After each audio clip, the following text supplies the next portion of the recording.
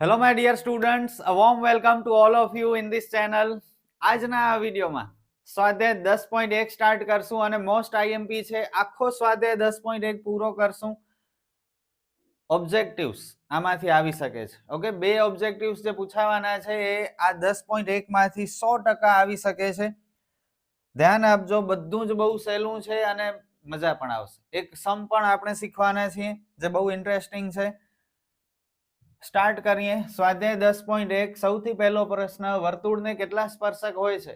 ઇન્ટ્રોડક્શનનો video ન જોયો હોય તો પહેલા એ જોઈ લેજો, કારણ કે એમાં બધા જ ટોપિક કવર કર્યા છે, કન્સેપ્ટ ક્લિયર કરાવ્યા છે. જોયો હશે તો આ આવડતો હશે. વર્તુળને કેટલા સ્પર્શક હોય? વર્તુળ અસંખ્ય બિંદુઓનો બનેલો છે અને દરેક બિંદુમાંથી એક એક સ્પર્શક નીકળી શકે, અને અસંખ્ય બિંદુ હોય એટલે અસંખ્ય સ્પર્શક હોય.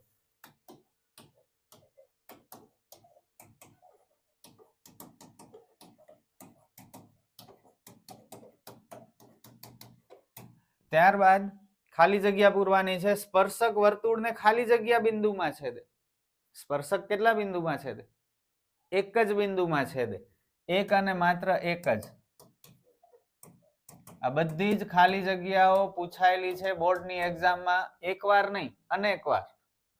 વર્તુળને બે બિંદુમાં છેદતી રેખાને ખાલી જગ્યા કહે છે. આ વર્તુળ બે બિંદુમાં છેદતી રેખા શું કહેવાય?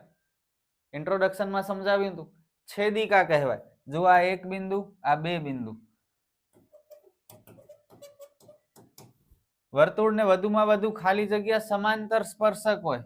આ વર્તુળ, આ કેન્દ્ર, આ એક સ્પર્શક, એને સમાંતર, આ બીજો સ્પર્શક. સમાંતર બે હોય, બાકી તો અસંખ્ય સ્પર્શકો હોય, પણ સમાંતર માત્ર બે જ સ્પર્શક હોય. સમાંતર એટલે તમને ખ્યાલ છે, આગળ જતા એકબીજામાં મિક્સ ન થાય, એને સમાંતર કહેવાય. તો બે સમાંતર સ્પર્શક હોય. વર્તુળ અને સ્પર્શકના સામાન્ય બિંદુને ખાલી જગ્યા કહે છે.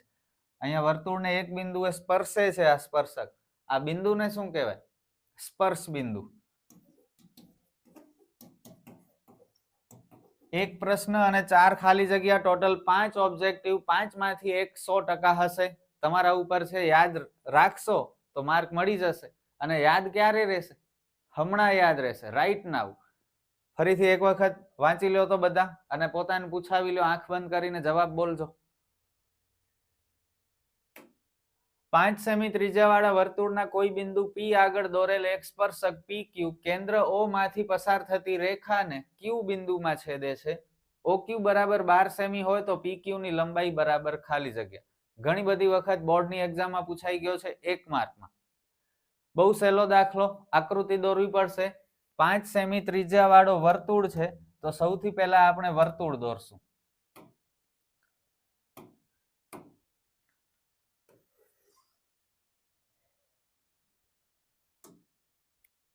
વર્તુળના કોઈ બિંદુ P આગળ દોરેલ સ્પર્શક PQ. ભાષા સમજો, ઉતાવળ નહીં કરતા.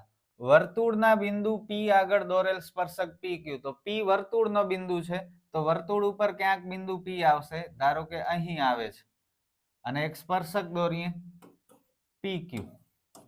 ઓકે, કેન્દ્ર O માંથી પસાર થતી રેખાને Q બિંદુમાં છેદે છે. કેન્દ્ર શું છે? O. તો કેન્દ્ર અહીં હોય વચ્ચે O. બસ, હવે આકૃતિ કમ્પ્લીટ કરીએ. આ એક ઊભી લાઈન, આ આડી લાઈન, એટલે અંદર શું બની ગયો?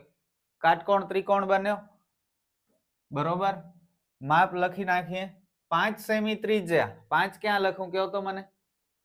5 સેમી ત્રિજ્યા. ત્રિજ્યા તમને ખબર છે કોને કહેવાય? કેન્દ્રથી વર્તુળ સુધીની લાઈનને ત્રિજ્યા કહેવાય. તો OP 5, OQ 12 અને PQ આપણે શોધવાના છે. પાયથાગોરસનો સૂત્ર. 8મા ચેપ્ટરમાં સ્વાધ્યાય 8.1 માં લગભગ બધા દાખલામાં પાયથાગોરસ આવતું હતું. લખાવો મને સૂત્ર. કર્ણનો વર્ગ બરાબર બાકીની બે બાજુઓના વર્ગોનો સરવાળો. કર્ણ છે OQ, બાકીની બે બાજુ OP અને PQ, બંનેના વર્ગોનો સરવાળો. બસ, સિમ્પલ ફોર્મ્યુલા છે. હવે આમાં વેલ્યુ મૂકી દઈએ. OQ છે 12, OP છે 5, PQ શોધવાનો છે. 12 નો વર્ગ 144, 5 નો 25, PQ ને કરો એકલો એટલે 25 આવશે આગળ, 144 માંથી 25 જાય તો કેટલા બચે? 119. આ 119 PQ નો વર્ગ છે. આપણે જોઈએ માત્ર PQ, તો આનો 119 નો વર્ગમૂળ કાઢવો પડશે. 119 અવિભાજ્ય સંખ્યા છે, વર્ગમૂળ ન નીકળે, અને ન નીકળે પણ કાઢવું તો છે, તો શું કરશું? તો વર્ગમૂળમાં મૂકી દેશું. સિમ્પલ છે, કઈ ડરવાનું છે જ નહીં. મળી ગયા માર્ક આપણને, અને આ પૂછાશે આ વર્ષે જ. આ ખાલી જગ્યા 100% પૂછાશે, ખરેખર કહું છું. એક વર્તુળ અને આપેલ રેખાને સમાંતર હોય તેવી બે રેખાઓ દોરો. એક વર્તુળ દોરવાનું છે અને આપેલ રેખા એટલે કે એક રેખા આપેલી છે, એને સમાંતર હોય એવી વળી બીજી બે રેખાઓ દોરવાની છે, જે પૈકી એક વર્તુળનો સ્પર્શક હોય અને બીજી વર્તુળની છેદિકા હોય. જુઓ, આ એક વર્તુળ અને સાથે એક રેખા.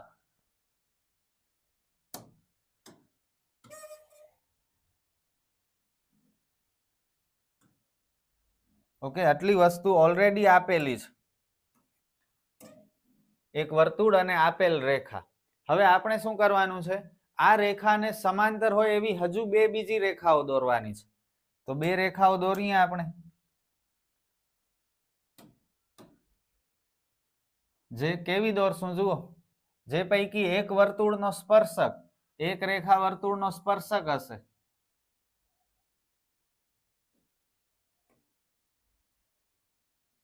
ઓકે, અને બીજી વર્તુળની છેદિકા હશે.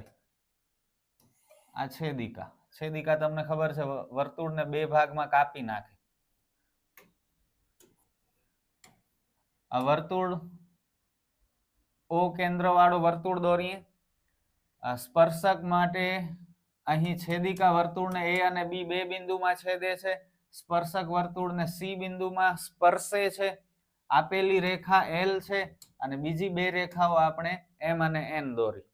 તો એક વર્તુળ આપેલો હતો અને રેખા L આપેલી હતી.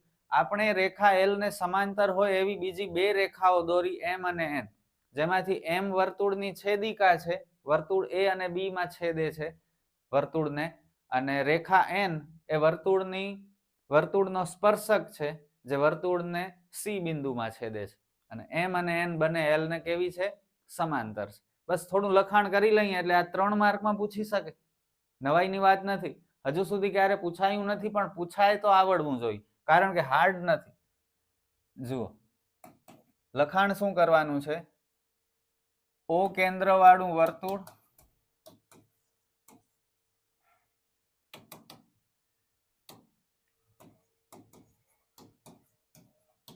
અને આપેલ રેખા L ને સમાંતર હોય તેવી બે રેખાઓ M અને N દોરો. રેખા M એ વર્તુળને બિંદુઓ A અને B માં છેદે છે,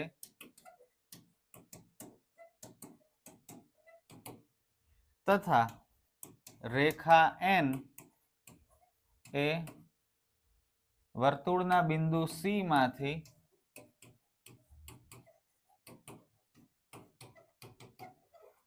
પસાર થતો સ્પર્શક છે.